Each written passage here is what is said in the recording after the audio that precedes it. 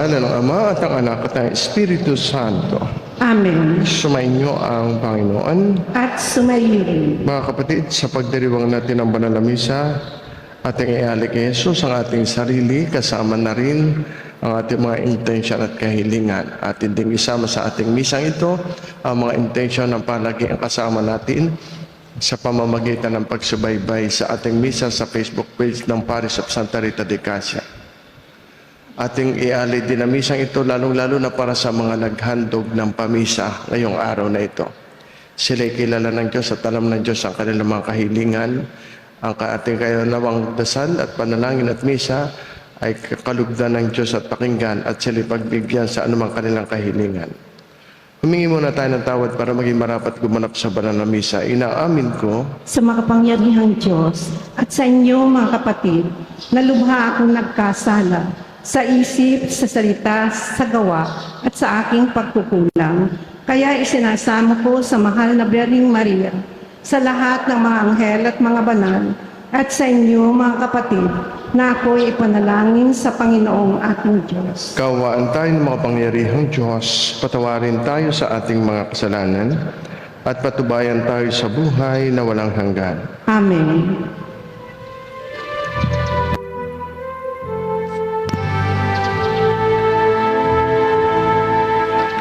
Ikaw na nag-aalis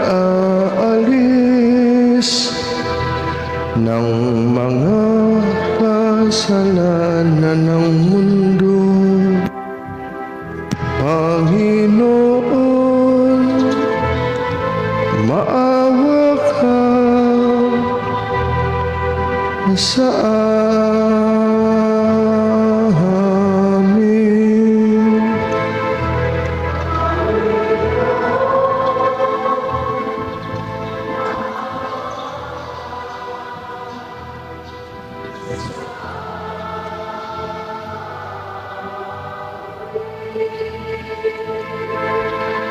Ika'y tagahilom namin makasalanan, O Kristo, maawa ka sa amin.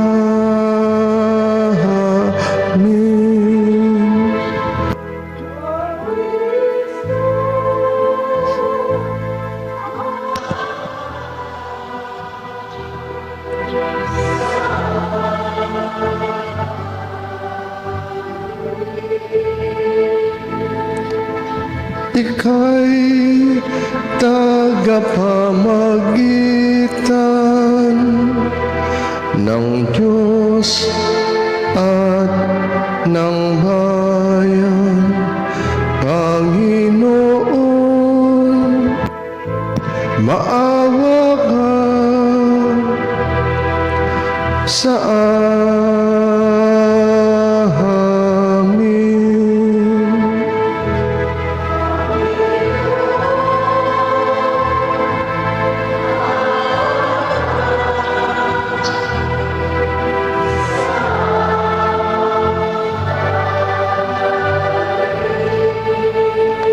Papuri sa Diyos sa kaitaasan.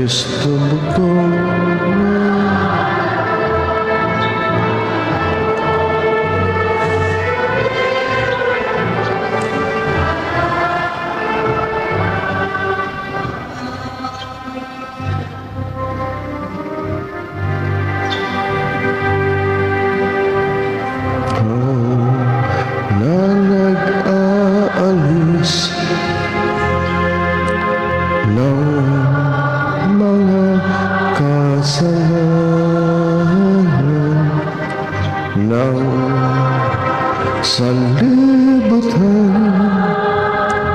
maawa ka sa amin.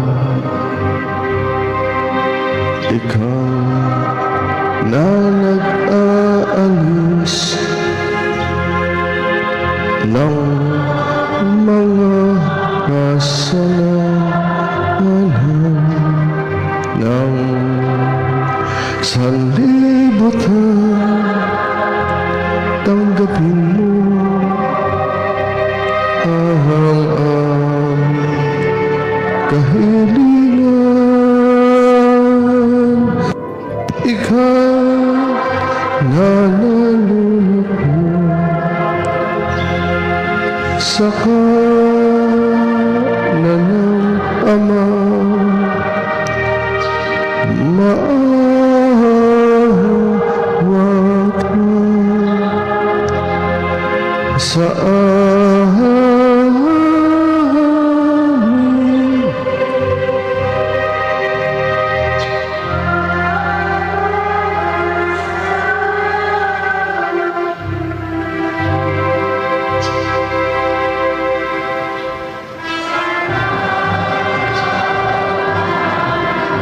Ikaw lamang ang Panginoon, ikaw lamang, taas-taasan kasama ng Espiritu Santo, sa kadakilaan ng Diyos Ama. Amen.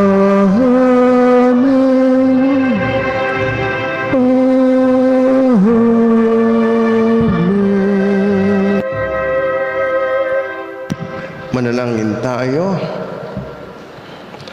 Ama naming makapangyarihan, sa pagganap sa Pasko ng pagkabuhay, ikaw ay nakikipagtipan sa sangkatauhan. Ipagkaloob mo aming maisakatuparan ang pananampalatayang aming ipinagdiriwang sa pamamagitan ni Jesucristo, kasama ng Espiritu Santo magpasawalang hanggan. Amen.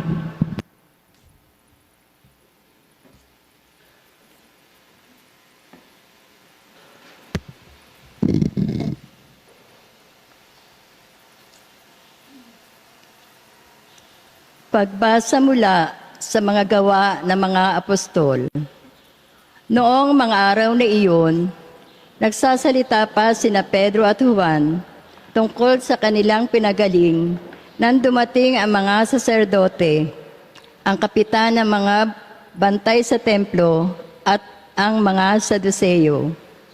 Galit na galit sila sa dalawang apostol sapagkat ipinapahayag nila sa mga tao na si Jesus ay muling nabuhay at ito ang katunayan na muling mabubuhay ang mga patay. Kaya't dinakip nila ang dalawa, ngunit ikinulong muna hanggang kinabukasan sapagkat gabi na noon. Gayunman, marami sa nakarinig ng kanilang pangangaral ang sumampalataya kay Jesus at umabot sa 5,000 ang bilang ng mga lalaki. Kinabukasan, nakatipon sa Jerusalem ang mga pinuno, ang matatanda ng bayan at ang mga eskriba. Kasama nila si Anas na pinakapunong saserdote, si Caifás, si Juan, si Alejandro at ang buong angkan ng pinakapunong saserdote. Pinaharap nila ang mga apostol at tinanong, "Sa anong kapangyarihan o kaninong pangalan ninyo ginagawa ang mga bagay na ito?" Sumagot si Pedro, na puspos ng Espiritu Santo, "Mga pinuno at matatanda ng bayan, kung sinisiyasat ninyo kami ngayon tungkol sa kabutihang ginawa namin sa lumpong ito at kung paano siya gumaling, talastasin ninyong lahat at ng buong Israel na ang taong ito'y nakatindig sa inyong harapan at lubusang gumaling dahil sa kapangyarihan ng pangalan ni Jesucristong taga-Nazaret. Sa inyong ipinako sa krus, ngunit muling binuhay ng Diyos. Ang Jesus na ito ang batong itinakwil ninyong mga tagapagtayo ng bahay at siyang naging batong panulukan. Kay Jesucristo lamang matatagpuan ang kaligtasan, sapagkat sa silong ng langit, ang kanyang pangalan lamang ang ibinigay ng Diyos sa ikaliligtas ng tao.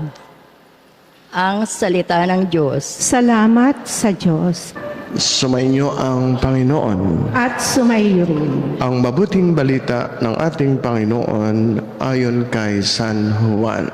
Papuri sa iyo, Panginoon. Noong panahong iyon, muling napakita si Jesus sa mga alagad sa tabi ng lawa ng Tiberias. Ganito ang pangyayari. Magkakasama sina Simon Pedro, Tomas na tinaguriang kambal, Natanael na taga Cana Galilea, ang mga anak na Zebedeo, at dalawa pang alagad. Sinabi sa kanila ni Simon Pedro, "Mangingisda ako, sasama kami." Wika nila. Umalis sila at lumulan ng bangka. Subalit, walang nahuli ng gabing iyon. Nang magbubukang liwayway na, tumayo si Jesus sa pangpang. Subalit hindi siya nakilala ng mga alagad. Sinabi niya, "Mga anak, meron ba kayong huli?" "Wala po," tugon nila. "Ihulog ninyo ang lambat sa gawing kanan ng bangka at makakahuli kayo." Sabi ni Jesus. Inihulog nga nila ang lambat at hindi nila ito mahila sa dami ng huli. Sinabi kay Pedro ng alagad na minamahal na Jesus, "Panginoon, ang Panginoon iyon." Nang marinig ito ni Simon Pedro, siya'y nagsuot ng damit sapagkat hubad siya at tumalon sa tubig. Ang kasama niyang mga alagad ay sumapit sa pangpang, sakay ng munting bangka. Hila-hila ang lambat na puno ng isda. Hindi sila gaanong kalayuan sa pangpang, mga 70 metro lamang. Pag-ahon nila sa pangpang, ay nakakita sila roon ng mga baga na may isdang nakaihaw at ilang tinapay. "Magdala kayo rito ng ilang isdang nahuli ninyo," sabi ni Jesus. Kaya't sumampa sa bangka si Simon Pedro at hinila sa pangpang ang lambat na puno ng malalaking isda. 153 lahat. Hindi napunit ang lambat kahit ganoon karami ang isda. "Hali kayo at mag-almusal tayo," sabi ni Jesus. Isa man sa mga alagad ay walang nangahas magtanong sa kanya kung sino siya, sapagkat alam nila na siya ang Panginoon. Lumapit si Jesus, kinuha ang tinapay at ibinigay sa kanila, gayon din ang isda. Ito ang ikatlong pagpapakita ni Jesus sa mga alagad pagkatapos na siya'y muling mabuhay. Ito, mga kapatid, ang mabuting balita ng ating Panginoon. Pinupuri ka namin, Panginoong Hesukristo. Mga magandang umaga po sa inyo lahat. Sa mga kaisa natin via online, magandang buhay po. Ang banal na ebanghelyo ating napakinggan ay tungkol sa ikatlong pagpapakita ni Jesus sa mga alagad. Noong panahong iyon, si Pedro kasama ang ilang mga alagad ay nagsabi, "Mangingisda ako. Sasama kami," sabi ng kanyang kapwa alagad. Balik sila sa dati nilang gawaing pangingisda. Matapos na si Jesus ay muling pumanaw. Matapos na siya pumanaw, bagamat nababalitaan nila na siya ay nabuhay at nagpakita sa ilan, pero sila ibalik na sa dati nilang gawain, pangingisda. Sila ay magagaling mangisda, experienced fishermen sila. Alam nila ang dagat, kilala nila ang dagat. Alam nila ang tamang paraan at tamang panahon kung kailan mangingisda. Gayunpaman, Sabi ay, umuwi sila walang kahuli-huli. That night, they caught nothing. Magdamag silang nagpagod, nagtrabaho, nagtiyaga. Pero sa huli, walang laman ang kanilang lambat. Hindi ba parang ganito rin minsan ang buhay natin? We work hard, we plan carefully, we rely on our skills and abilities. Pero sa kabila ng lahat ng effort natin, minsan parang empty nets pa rin ang resulta. At kasabay nito, empty hearts. Ito ang gustong ipakita sa atin ng gospel. Kapag ang gawain ay ginagawa lang sa sariling lakas at sariling plano, madalas na uuwi ito sa futility o kawalan ng bunga.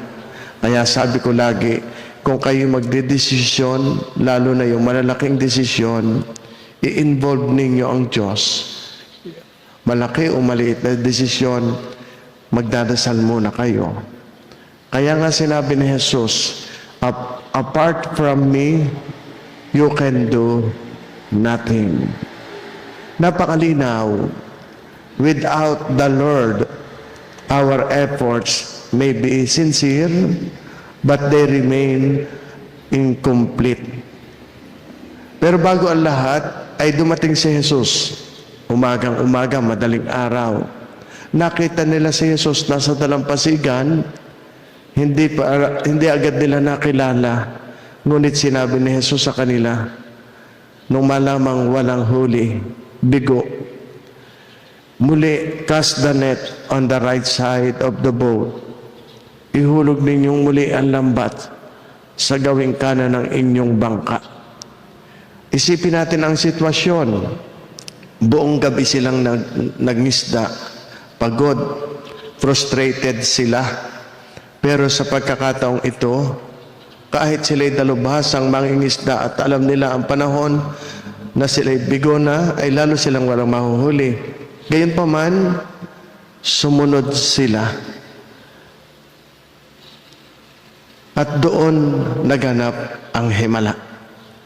Ang pagkahulog nila ng lambat ay hindi nila ito, nung mahuhulog nila, hindi nila ito halos mahila sa dami at sa lalaki ng isdang nahuli nila. Abundant and astonishing catch. Ano ang dahilan? Hindi dahil nagbago sila ng teknik, hindi dahil gumaling bigla ang kanilang teknik o nabago ang dagat. Hindi yon. Ang nagbago ay ito, sumunod sila sa kung ano ang sinabi ng Diyos. Kaya ang tao, kapag masunurin sa kalooban ng Diyos, ay napupuspos ng biyaya. Dito natin nakikita yung mahalagang aral ng Ebanghelyo. Obedience to the Lord empowers us to do what would otherwise be impossible. Man works, but God makes it happen. Kaya nga sinasabi sa banal na kasulatan, I can do all things through Him who strengthens me. Kaya nga ang buod ng mensahe ay, with God, we can. Laging gayon. Kung may Diyos at ipinagdasal natin at kumilos ang Diyos, kayang-kaya natin. With God, we can. But without Him, we cannot.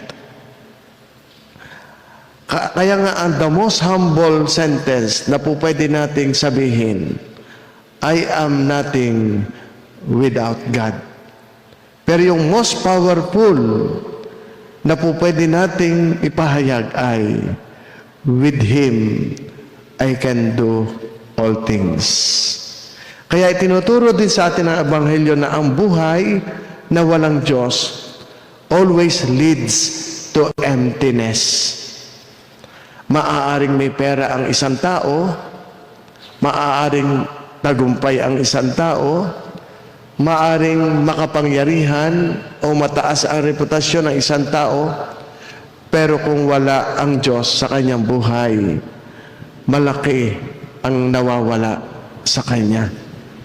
Kaya nga merong kasabihan, a rich man, ang isang taong mayaman, maraming pera, pero walang Diyos, ay isang pobreng maraming pera. A rich man without God is just a poor man with a lot of money.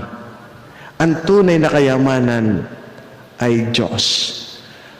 At hindi nasusukat ito sa dami ng pera, kundi sa lalim ng ating relasyon sa Diyos.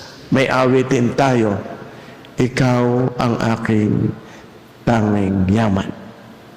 Kaya nga, life without God, kahit gaano pa ito ka-impressive sa panlabas, eventually becomes empty, hopeless, and meaningless. Kaya mahalaga ang Diyos sa buhay ng tao. Kapag kasama natin ang Diyos, nagbabago ang lahat. Without God, we are hopeless.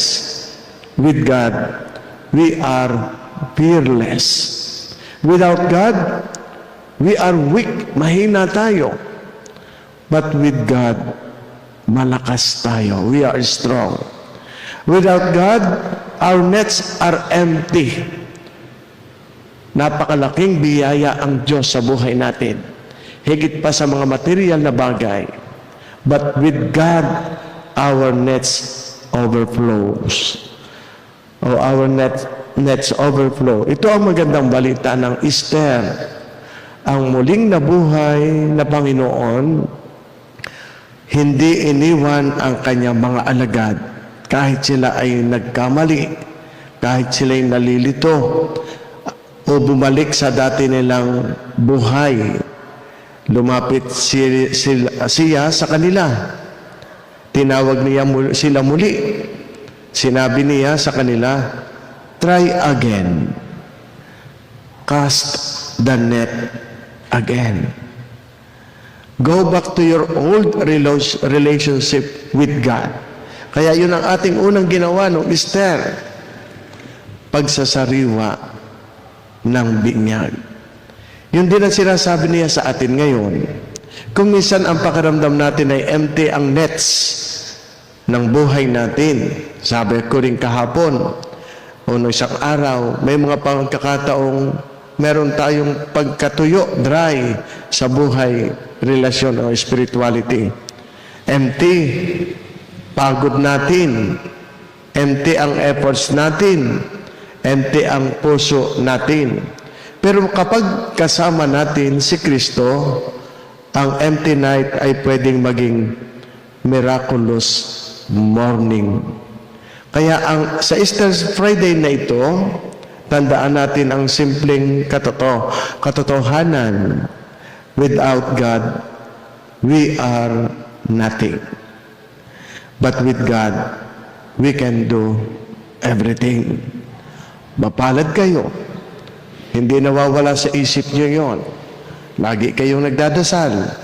Lagi kayong sumisimba. Huwag kayong matutukso na kayo ay bumitaw sa Diyos. Sapagkat without Him, wala tayong saya. Okay, ituloy natin ang misa. Sa inyong pag-aalay, pagpalain nawa kayo ng Diyos.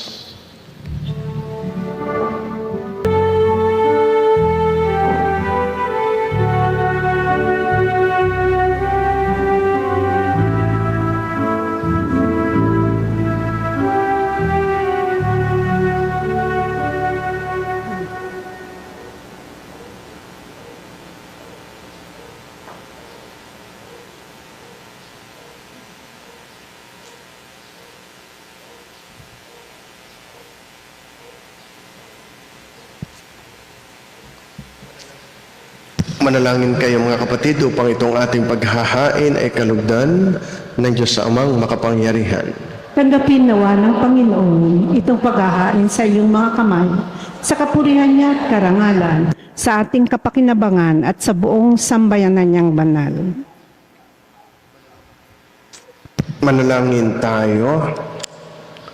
Ama naming mapagmahal, Lubusin mo ang ginaganap na pagpapalitan ng mga kaloob mo at ng aming mga alay upang ang aming mga kinahihiligang bagay ay mapalitan ng pagnanais sa iyong mga bigay sa pamamagitan ni Jesucristo kasama ng Espiritu Santo magpasawalang hanggan.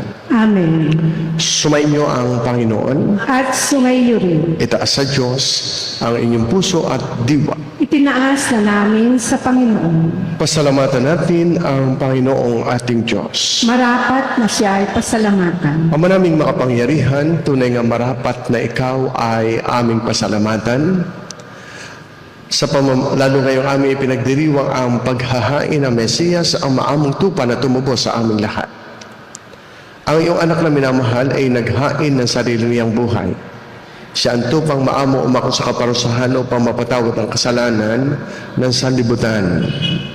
Sa pagkamatay niya sa banal na krus, ang kamatayan namin ay kanyang nilupig. Sa pagkabuhay niya bilang manunubos, pag-asa at pagkabuhay ay aming nakamit. Kaya kaisa ng mga anghel na nagsisiawit ng papuri sa iyo nang walang humpay sa kalangitan, kami nagbubunyi sa iyong kadakilaan.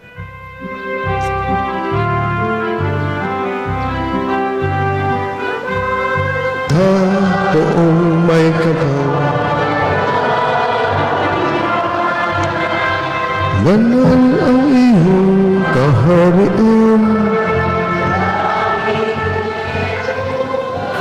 Sa iyong kadakilaan, dinadakila ng lahat ang naparito mong anak, na siyang nagmulat sa bulan.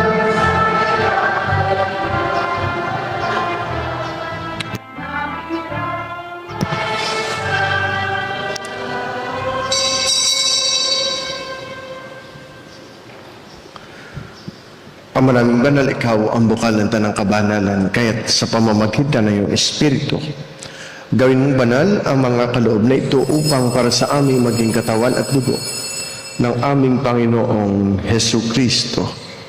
Bago niya pinagtiis ang kusang loob na maging handog, hinawakan niya ang tinapay, pinasalamatan kaniya. Pinaghati-hati niya iyon, iniabot sa kanyang mga alagad at sinabi, "Tanggapin ninyong lahat ito at kanin. Ito ang aking katawan na ihahandog para sa inyo."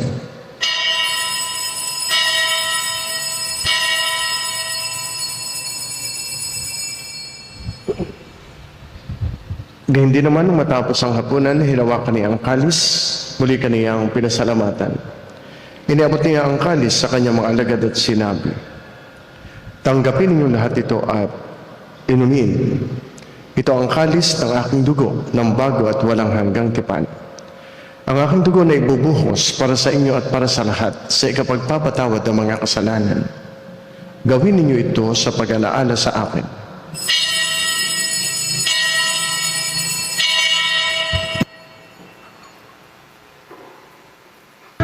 Ama, ginagawa namin ngayon ang pag-alala sa pagkamatay at muling pagkabuhay na iyong anak. Kaya tiniaalay namin sa iyong tinapay na nagbibigay buhay at ang kalis na nagkakaloob ng kaligtasan. Kami nagpapasalamat dahil kami iyong minarapat na tumayo sa harap mo para maglingkod sa iyo. Isinasamo namin kami magsasalo-salo sa katawan at dugo ni Kristo ay mapuklot sa pagkakaisa sa pamamagitan ng Espiritu Santo. Amalingapin mo ang iyong simbahang laganap sa buong daigdig. Puspusin mo kami sa pag-ibig kay San Leon, aming Papa Gilbert, aming arsobispo ng mga obispo at lahat ng mga pari. Alalahanin mo rin ang mga kapatid naming nahimlay na may pag-asang sila'y muling mabubuhay, gayon din ang lahat ng mga pumanaw. Kaawaan mo sila at patuloyin sa iyong kaliwanagan. Kaawaan mo at pagindapatin kaming lahat na makasalo sa iyong buhay na walang wakas. Kaisa na mahal na Birheng Maria, Ina ng Diyos, ni San Jose na kanyang kalinis-linisang esposo, kaisa ng mga apostol, ni Santa Rita ng Cassia, aming patrona, lahat ng mga martir, lahat ng mga banal na namuhay dito sa daigdig ng kalugod-lugod sa iyo. May pagdiwang nawa namin ang pagpupuri sa ikararangal mo sa pamamagitan ng iyong anak na aming Panginoong Hesu Kristo. Sa pamamagitan ni Kristo, kasama niya at sa Kanya, ang lahat ng parangal at papuri ay sa iyo, Diyos Amang makapangyarihan, kasama ng Espiritu Santo, magpasa walang hanggan.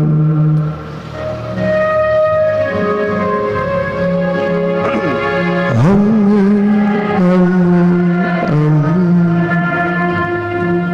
Amen.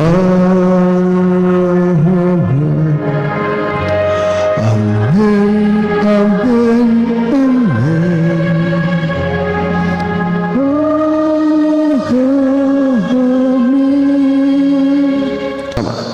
Pagkalooban ng kapayapaan araw-araw, iligtas sa kasalanan at ilayo sa lahat ng kapahamakan. Samantalang aming pinananabikan ang dakilang araw ng pagpapahayag ng tagapagligtas naming si Hesu Kristo. Ang kaharian at ang kapangyarihan at ang kapurihan magpakailanman. Amen. Panginoong Jesucristo, sinabi mo sa iyong mga apostol, kapayapaan ang iniiwan ko sa inyo, ang aking kapayapaan ang ibinibigay ko sa inyo. Tunghayan mo ang aming pananampalataya at huwag ang aming mga pagkakasala. Pagkalooban mo kami ng kapayapaan at pagkakaisa ayon sa iyong kalooban, kasama ng Espiritu Santo magpasawalang hanggan. Amen. Ang kapayapaan ng Panginoon ay laging sumainyo. At sumaiyo rin.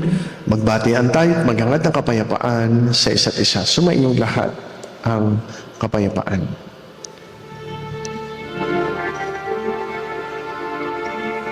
Mga kapatid, narito si Kristo, ang kordero ng Diyos na nag-aalis ng mga kasalanan ng sanlibutan. Mapapalad ang mga taong inaanyayahan sa kanyang banal na piging. Panginoon, hindi ako karapat-dapat na magpatuloy sa iyo. Ngunit sa isang salita mo lamang ay gagaling na. May blood of Christ, keep us secret and life. Amen.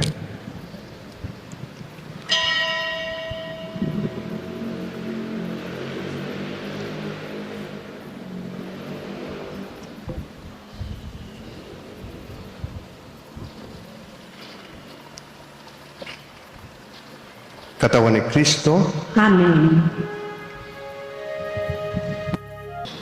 manalangin tayo.